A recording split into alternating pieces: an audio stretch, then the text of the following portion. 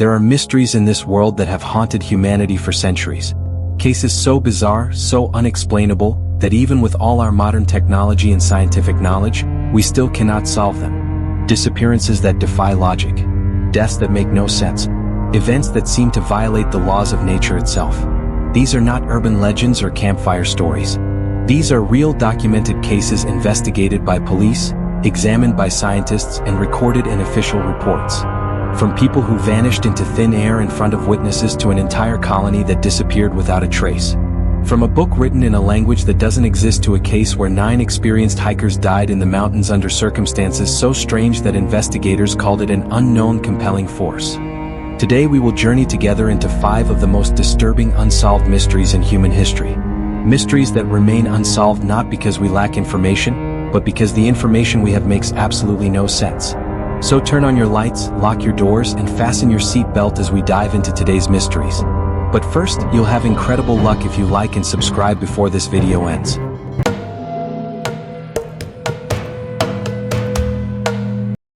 July 1954. Tokyo International Airport. A man arrives on a flight from Europe and approaches passport control. He appears completely normal. Well-dressed businessman carrying a briefcase. Speaking multiple languages fluently. Professional. Unremarkable. He hands his passport to the customs officer. That's when things become impossible.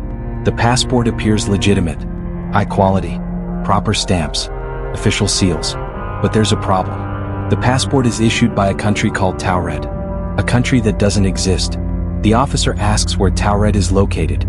The man seems confused by the question. He points to a location on the map, where the Principality of Andorra exists in our reality, the small country between France and Spain. But he insists it's called Taured, and he insists it has existed for over 1,000 years. The man is detained for questioning. This is where the story becomes truly bizarre. He's traveling with currency from multiple European countries. His briefcase contains business documents from a company that, according to records, doesn't exist. He has valid driver's licenses, bank statements, business cards, all showing an address in Taured. He claims he's been to Japan multiple times before on business. When investigators check his passport, it shows stamps from previous entries into Japan, all seemingly legitimate. But the entries are stamped with customs seals from airports that don't recognize the documents as authentic. The man becomes increasingly agitated. He cannot understand why everyone is acting like his country doesn't exist. He's traveled the world for business. He's been to Japan before. He has a wife and children back home in Taured. He has hotel reservations, business meetings scheduled. Everything appears legitimate, except that his country doesn't exist. Investigators contact the company he claims to work for. The European headquarters says they've never heard of him. The hotel where he claims to have reservations confirms a booking but says it was made by a completely different name. His bank statements show an account with a bank that has no record of him. Growing increasingly concerned, Japanese authorities decide to detain him overnight while they investigate further. They take his passport and documents. They place him in a room in the airport hotel with guards stationed outside the door. The room has only one exit and it's being watched. The next morning the man is gone. The room is empty. The window is closed from the inside and leads only to a sheer drop. There's several floors up with no fire escape or ledge. The guards insist nobody entered or left through the door. But the man has vanished. Along with him, all his documents, passport, and belongings have also disappeared. Most disturbing of all, when authorities check their files, his passport and all the documents they had confiscated are also missing from the secure evidence room. Everything gone without a trace. The case was documented in Japanese customs records, though the original files have never been released to the public. Over the years, skeptics have claimed this story is an urban legend, a misunderstanding, or a hoax. But multiple researchers have found references to the case in Japanese archives from 1954. Was the Taured man from a parallel universe? A reality where geography is slightly different, where the country we call Andorra has always been called Taured. Did he somehow slip through a crack in reality and end up in our world? And when authorities detained him, did he slip back to wherever he came from? Or was he a con man with incredibly sophisticated fake documents who managed to escape from a guarded hotel room and steal evidence from a secure facility? So where did he go? How did he escape? And why has he never been identified or caught? The man from Taured vanished as mysteriously as he appeared, leaving behind only questions and the disturbing possibility that our reality might not be the only one. In a villa outside Rome in 1912, an American book dealer named Wilfred Voynich discovered something extraordinary.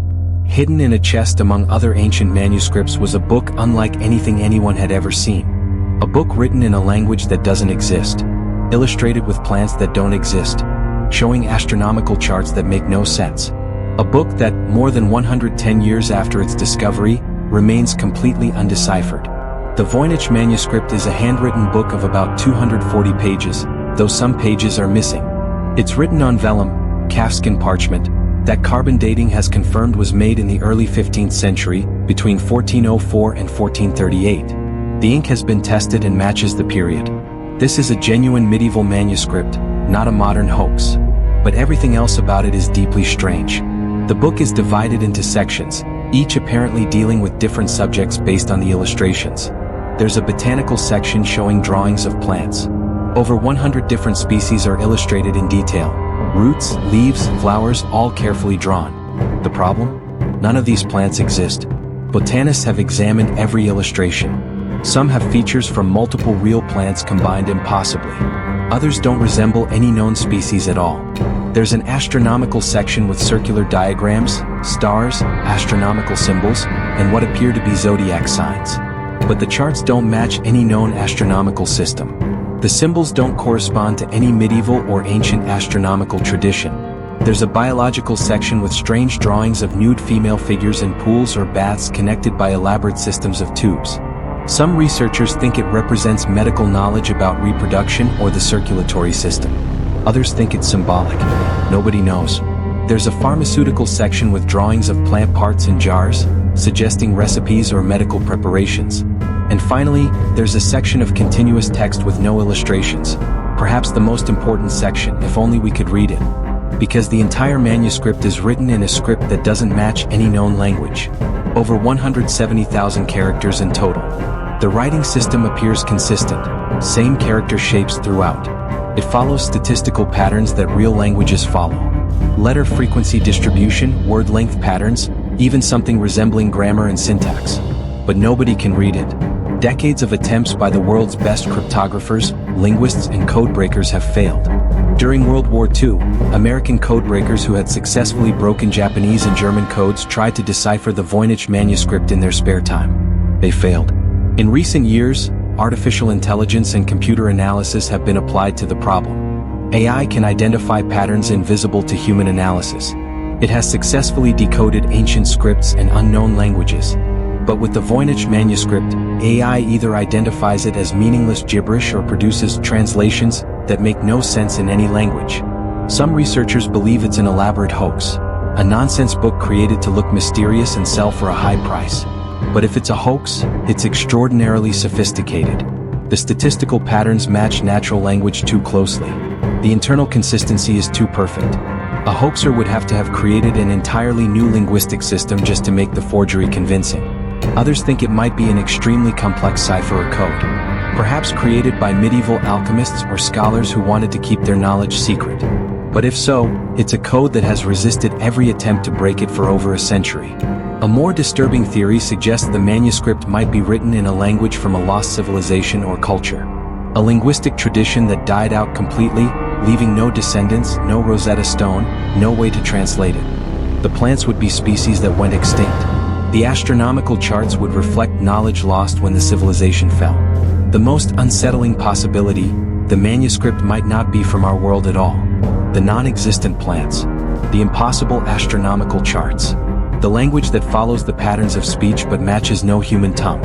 What if the Voynich manuscript is a book from somewhere else?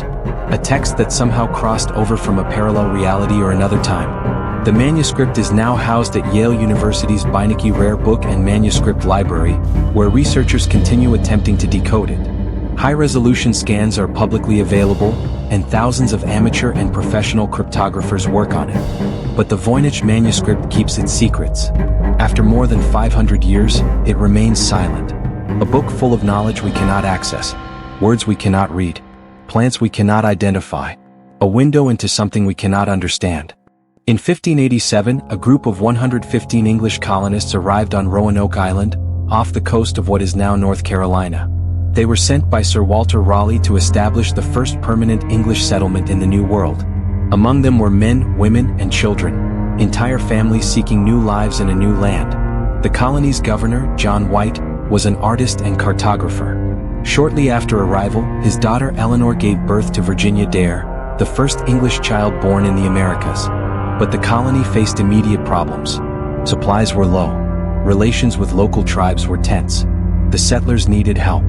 Governor White made the difficult decision to return to England for supplies and reinforcements. He left behind his daughter, his granddaughter, and the entire colony. The plan was simple. He would return within a few months with everything they needed to survive. But nothing went according to plan. When White reached England, the country was preparing for war with Spain. The Spanish Armada was coming. Every ship, every sailor, every resource was needed for defense. White's return voyage was delayed. Months turned into years. It wasn't until August 1590, 3 years later, that John White finally managed to return to Roanoke. As his ship approached the island, he ordered his men to play English tunes on trumpets, hoping the colonists would hear and no help had arrived. There was no response, only silence. When White came ashore, he found the settlement completely abandoned. The houses were dismantled. The fortifications were taken apart. Personal belongings were gone. But there was no sign of struggle. No bodies. No blood. No evidence of attack or violence. The only clue was a word carved into a wooden post, Croton. On a nearby tree carved into the bark were the letters, Ciro. Before he had left, White had told the colonists that if they needed to leave the settlement, they should carve their destination into a tree. If they were leaving under duress or danger, they should carve a cross above the message. There was no cross, just the word Croton, the name of a nearby island and the local tribe that lived there. White wanted to immediately sail to Croton Island to search for the colonists. But a massive storm was approaching. His ship was damaged. His crew refused to risk the journey. They returned to England, intending to mount a proper search expedition later. That search expedition never came. England descended into political turmoil. Funding disappeared. John White died in 1593, never knowing what happened to his daughter, his granddaughter, or the 115 people he had left behind. No trace of the Roanoke colonists was ever found. No bodies. No settlements. No definitive evidence of what happened to them. They had vanished completely, leaving behind only 2 cryptic messages. Over the centuries, numerous theories have emerged. The most optimistic suggests the colonists integrated with local tribes. Archaeological excavations have found English artifacts at Native American sites in the region. Some historians believe the colonists split into groups, some joining the Croton tribe, others heading inland to live with the Chesapeake tribe. But darker theories exist. Some believe the colonists were massacred by hostile tribes, with bodies disposed of so thoroughly that no trace remained. Spanish records mention rumors of English colonists being killed, though no confirmation exists. Disease is another possibility. Epidemic illness could have wiped out the colony, with survivors burning the bodies and fleeing the contaminated site. The most disturbing theories suggest something stranger. Local legend speaks of supernatural forces on Roanoke Island. The Croton tribe had warned the English that the land was cursed, that spirits dwelled there who disliked intruders. Some researchers point to strange details in the archaeological record. The way the settlement was dismantled suggests planning, not panic. The colonists took everything: tools, furniture, supplies. They organized their departure. But where did they go? Why would they carve Croton, but never reach Croton Island? Subsequent visits to the island found no trace of English colonists. The Croton tribe said they had never seen the settlers. In recent years, archaeologists have found intriguing clues. English artifacts discovered 50 miles inland.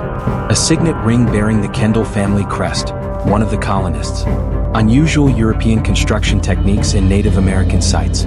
These discoveries suggest some colonists survived and traveled inland. But they don't explain what happened to the majority. They don't explain why an organized group of 115 people would vanish so completely. They don't explain the word carved into that post.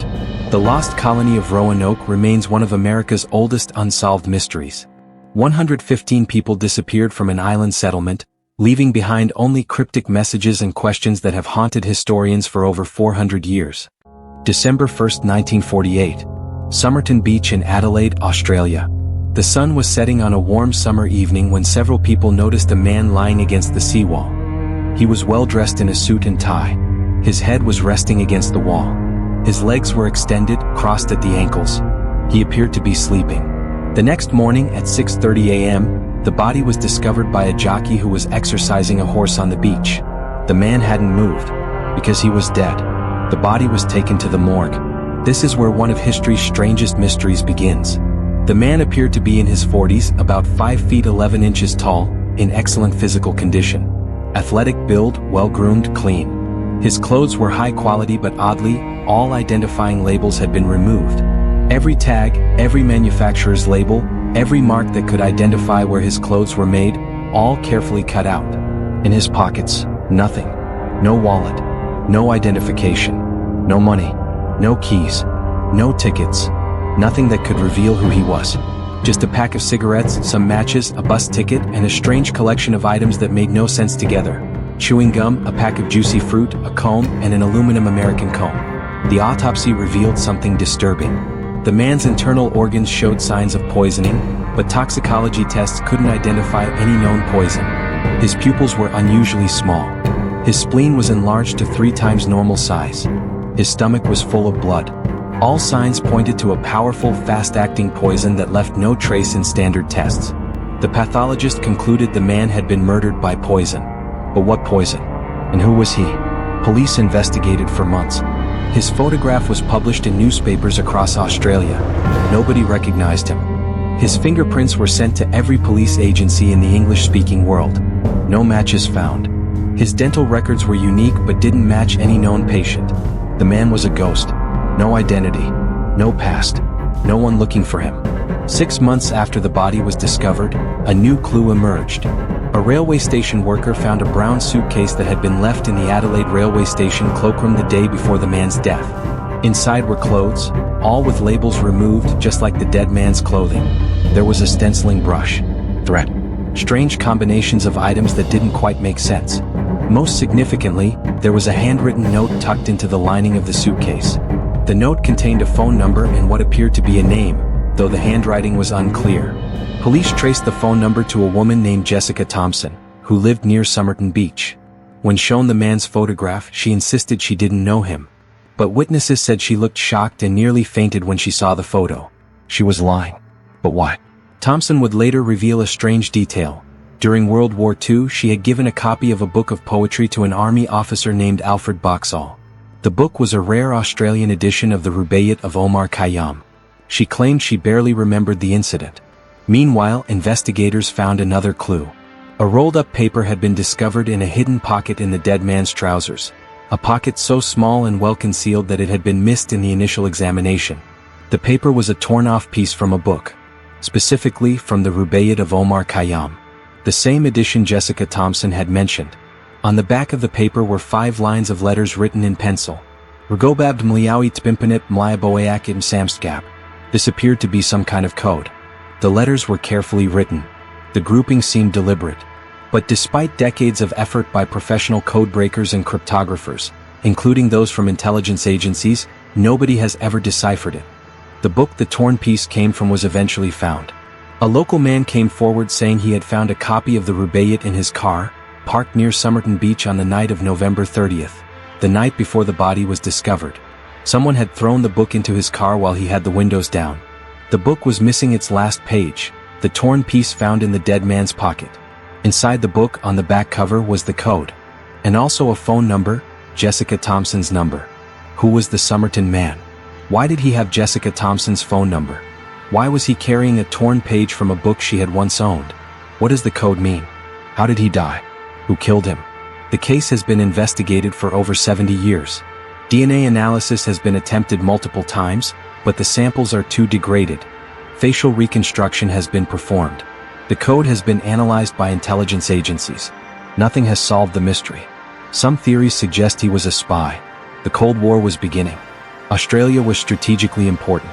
The code, the removed labels, the untraceable poison, all fit with espionage. But which side was he on? And why kill him? Others believe it was a crime of passion. Perhaps he was Jessica Thompson's lover. Perhaps there was a love triangle. Perhaps someone poisoned him in jealousy or revenge. But this doesn't explain the code or why he removed all identifying marks from his clothes. The most disturbing theory is that the Somerton man deliberately erased his own identity before his death. Perhaps he was terminally ill and chose suicide. Perhaps he was running from something and wanted to ensure nobody could trace his past. Perhaps the code is his last message to someone, a message nobody else can read. In 2021, Australian police announced they were attempting new DNA analysis using advanced techniques. They exhumed the body, hoping modern forensic science could finally reveal the man's identity. As of now, the results remain inconclusive. The Somerton man died on a beach in 1948, carrying secrets he took to the grave. His identity, his purpose, the meaning of his code, all remain unknown. He is one of the world's most mysterious corpses. A man who never existed, who died of an unknown poison, leaving behind a code that nobody can break. February 1959. The Ural Mountains of Soviet Russia. 9 experienced hikers set out on a winter expedition to reach Taured Mountain. They were all students and graduates from the Ural Polytechnic Institute. Skilled skiers. Experienced mountaineers. Led by Igor Dyatlov, a 23-year-old engineering student who had led multiple successful expeditions before. The group consisted of 8 men and 2 women, all in their 20s except for one 37-year-old engineer. They were well-equipped, well-prepared, and expected to return by February 12th. When that date came and went with no word, rescue teams were organized. What they found would become one of the most terrifying unsolved mysteries in history. On February 26th, searchers found the group's tent on the slopes of Kholat Syakhl, a mountain whose name translates to Dead Mountain in the local Mansi language. The tent had been cut open from the inside. Not the entrance flap opened, slashed from the inside as if the hikers had been desperately trying to escape something. All their belongings were still inside. Food, warm clothing, boots, equipment, everything you would need to survive in sub-zero temperatures. But the hikers were gone. They had fled into the freezing night wearing only underwear and thin clothing. Some were barefoot in the snow. The first 2 bodies were found near the tree line, about 1.5 kilometers from the tent. Yuri Doroshenko and Yuri Krivonischenko. Both wore only underwear. Both were shoeless. Both had died from hypothermia. Strangely, the bodies showed signs of trying to climb a cedar tree. Branches were broken up to 5 meters high, and skin from their hands was found on the bark. Between the tree and the tent, searchers found 3 more bodies. Igor Dyatlov, Zinaida Kalmogorova, Rustam Slobodin. They were found in positions suggesting they had been trying to crawl back to the tent.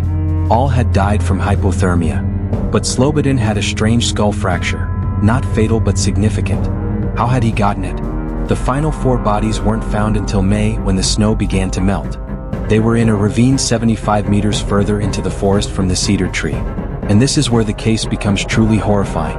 Ludmila Dubinina was found with massive chest trauma. Her ribs were fractured.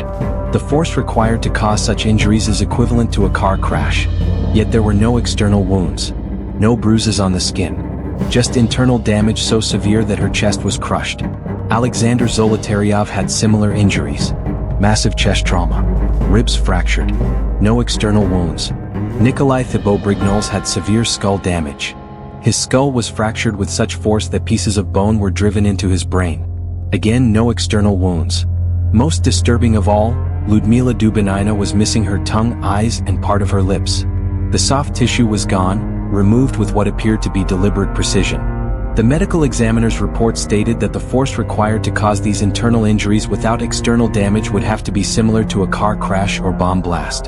But there was no explosion, no evidence of a vehicle, no external wounds at all. The Soviet investigation examined every possibility. Avalanche? The tent wasn't buried and the slope wasn't steep enough. Animal attack? No animal tracks were found, and animals don't cause internal injuries without external damage. Murder by locals? The Mansi people had no motive, and the injuries were too strange. Infrasound causing panic? This theory emerged later but doesn't explain the physical injuries. The most puzzling detail: some of the clothing recovered from the bodies showed traces of high levels of radiation. Not enough to kill, but significantly above normal background levels. The final official conclusion, written in the Soviet documents, stated that the hikers died from an unknown compelling force which they were unable to overcome. The case was closed. The area was sealed off for 3 years, and for decades the files were classified. Several witnesses reported seeing strange lights in the sky that night. Orange spheres floating over the mountains. Other hiking groups in the area reported the same phenomenon. The Soviet military was conducting weapons tests in the region. Were the hikers caught in some kind of experimental weapon test? Did they witness something they weren't supposed to see? To this day, despite dozens of investigations and countless theories, nobody knows what happened on Dead Mountain. 9 experienced hikers fled their tent in terror, running into deadly cold wearing almost nothing, and several died from massive internal trauma with no external cause. The unknown compelling force has never been identified. 5 mysteries. 5 cases that have baffled investigators, researchers, and experts for decades or even centuries. 9 hikers who died from an unknown compelling force. A man from a country that doesn't exist. A book written in a language nobody can read. An entire colony that vanished without a trace. A dead man with no identity and an unbreakable code. These are not ghost stories. These are not legends. These are real events, documented in official records, investigated by authorities and analyzed by scientists. Yet they remain unsolved. What makes these mysteries truly disturbing is not just that we don't know the answers. It's that the evidence we have doesn't make sense. 9 experienced hikers don't run into deadly cold without their boots because of panic. Countries don't exist in one person's reality and not in everyone else's. Entire colonies don't disappear leaving only cryptic messages. Dead men don't have untraceable identities and unbreakable codes. These mysteries suggest that reality is stranger than we think. That there are forces we don't understand. Events that defy logic. Disappearances that shouldn't be possible. The Dyatlov Pass incident happened 65 years ago, and we still don't know what force made those hikers flee their tent.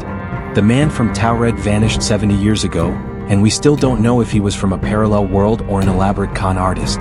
The Voynich manuscript has existed for over 500 years, and we still can't read a single word. Roanoke's colonists disappeared over 400 years ago, and we still don't know where they went. The Somerton man died 76 years ago, and we still don't know who he was. Perhaps these mysteries will never be solved. Perhaps the answers are lost to time, destroyed by those who knew the truth, or simply beyond our ability to comprehend. Or perhaps someday someone will find the missing piece, the overlooked clue, the hidden evidence that makes everything suddenly make sense. Until then, these mysteries remain, waiting, challenging us, reminding us that despite all our technology and knowledge, there are still things in this world we cannot explain. Thank you for watching until the end of the video. If you found these mysteries fascinating, let us know your thoughts in the comments below. Which mystery disturbed you the most? Do you have theories about what really happened? Don't forget to subscribe to the channel and turn on notifications so you won't miss any of our upcoming journeys into the unexplained. See you in the next video.